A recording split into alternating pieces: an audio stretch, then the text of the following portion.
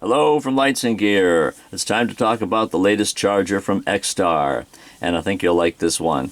It's a cousin, if you will, of a previous charger that XTAR came out with a short while ago, the VC2. This time we have the XTAR VC4. It's the premium USB lithium-ion NiMH battery charger, and it can charge 4 batteries independently at any given time. It's a very nice addition to their family, and the difference between the VC2 and the VC4 is quite obvious. The first, of course, being that it will take 4 batteries, and the second, of course, being that it does accept NiMH as well as lithium-ion, which the previous charger did not. It has the ability to take about 20 different sizes of batteries. Now, I only have a few of these to demonstrate to you. One of the larger batteries on this list, 26650, I wish I had one of those to show you, but it does accept those, which are extremely wide, and the outer slots on the charger, as you can see by this picture here, because this actually shows a 26650 in the slot, and they tend to be one of the larger ones, and the outer slots are a bit larger to accommodate these larger size batteries. So we have, actually right over here, we have a slit in the box because unfortunately my scissors went crazy when they were trying to open the package. I was so excited. However, we do have a number of great specifications on this charger, and I'll go through them here, not individually, but as a whole you can see what some of these specifications will do. It does have the zero activation function, as the other charger did, which can effectively revive an otherwise dead battery. And it also has a a soft start function, not to give the batteries too much of an electrical jolt when first starting to charge. It gives them a soft start, and it also uses the correct algorithm depending on which battery is inserted in the slot.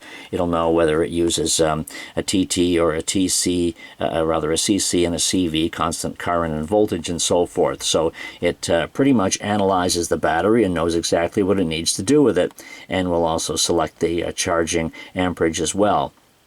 And it does show you here all the various sizes of batteries, and it, let's see, says that IMR batteries are good to use, as well as flat tops and small battery sizes.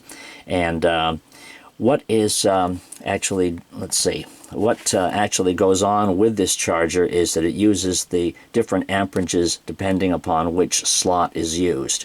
So let's look at the package itself as to what you get in it. You will have, of course, the nice retail ready box here, and then you will find the charger inside, and the VC4 is what it says, so you know you're getting the right one. It also has this lovely bag which is included in order to carry the charger if you'd like to. It has the closure on the top here, very sturdy, and there's also a warranty card in here. And actually I'm not sure where the instruction booklet's here somewhere, but of course you do get an instruction booklet, and you do get a USB plug, which is right here, and you can charge this in any device which is USB compatible.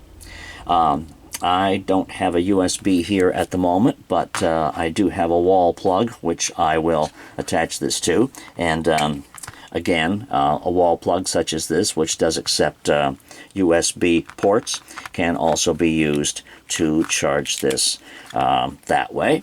And now, depending upon the source of the USB power, the VC4 will decide what kind of amperage is going into the batteries. So I'll plug that in, and here you have the lighted dial, and we'll explain that here.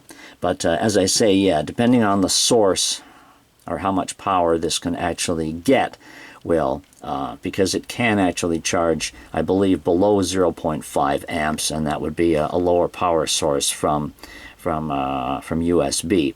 Anyway, you have the dials here, as you did on the previous charger, and the center dial here is showing amperage.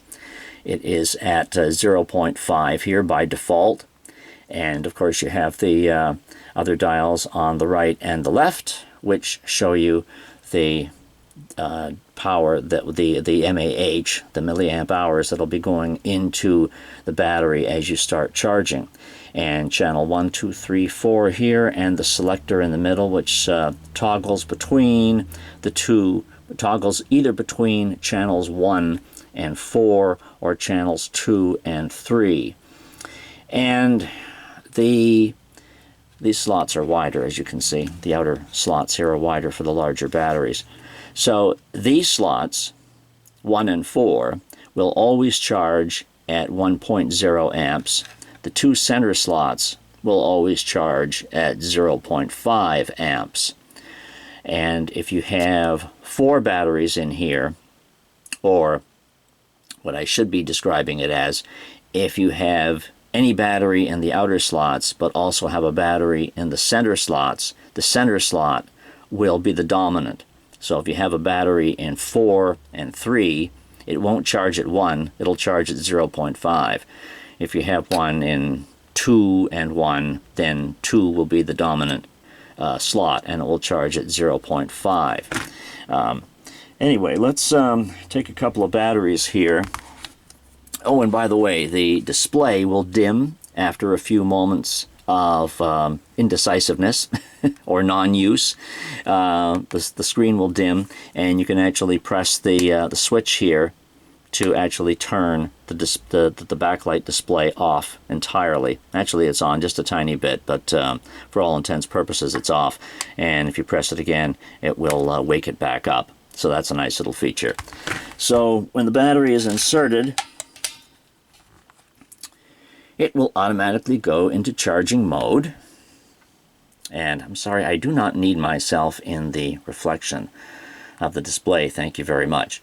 So right away, this battery is popping up, and it's almost at 1.3 volts, and it's showing the MAH as it starts to go into the battery. It also shows channel 1 down here, and what it's showing up here is that it's charging at 1 amp. See that? 1.0 right up there in the center. Now, if I put a different battery in, well, yeah, the difference between the NiMH and the lithium-ion display, I was going to show you that. This is 1.55 over here as being the top. Of course, it'll probably usually stop around 1.45, or it should. That shows NiMH, and on the other side here is lithium-ion, which is at the 4.2. This is the default over here, the lithium-ion. So that's your difference between the two batteries as to what the display will show. Now, if I put another NiMH in on the other side, if I put that in over here, then you will see the other side change as well to match the left side. So now they're both showing NiMH down here and 1.55. But if I was to put another battery in there, or actually let's take a let's take a 16340, a lithium ion, and we'll put that in the center. Okay, we have now switched to lithium ion on this side and 4.2 to reflect the battery I just inserted. It's saying channel 3 down here and lithium ion. Now if I toggle the switch, it will show channel 1 and 4. So it'll go back to showing the NiMH over here. And now it's back to showing 1 and 3 right over here. So you're always getting the reading of all battery types. Actually, this one on the channel 3 here is almost up at full charge now. It wasn't down much in the first place. Don't think it charges that fast. It just wasn't that depleted when I put it in there. And now, of course, when all these are done, it will show full in the display. And if the battery was not able to be charged, it could take a few minutes to display that, but it will display null down here. if for some other reason, if for some reason it cannot be charged at all.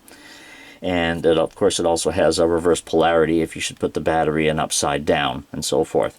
But these are the basic operations of the unit, and as I say, you can put just about any size battery in here you like. I can take that one out, and if I do so, the toggle won't really change it because I've only got 3 and 4 in here, so that's all it'll show is 3 and 4 if you only have 2 batteries in there.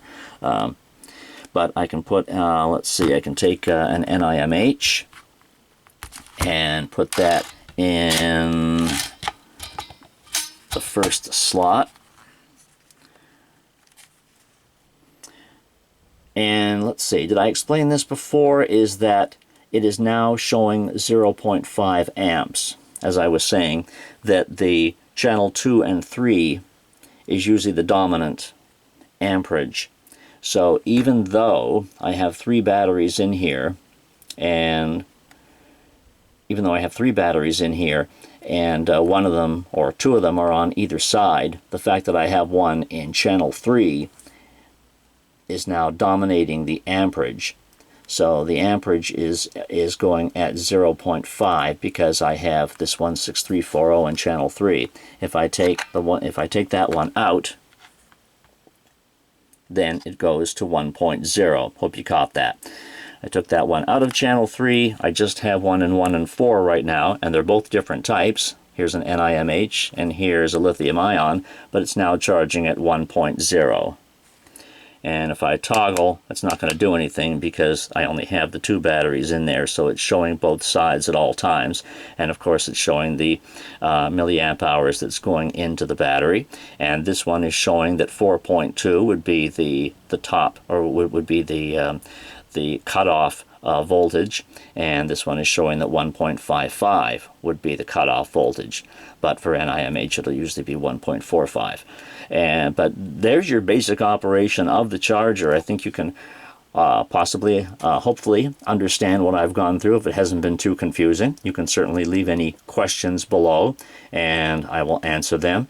And it has the symbol down here, so you know you're getting a true XTAR charger. And on the back, of course, it gives you the bits of information as well, your battery choice, your battery sizes and so forth are on the back here. That's, as I say, that's the basic operation. Now, if you'd like to hit the link below to lightsandgear.com, you can take a look at a lot of other types of batteries and flashlights, of course, chargers and so forth. And you can also read a little bit more about the VC4 as well, and there'll also be a purchase link where you can pick up one of these for your own use, and I think you'll be very happy with it. The XTAR VC4 charger for lithium-ion and NiMH batteries. I don't think you can go wrong with this particular charger. It'll do just about anything you needed to do with just about any size of battery, and I do thank XTAR for providing me with the charger as well. So thank you very much for watching, and we'll see you next time.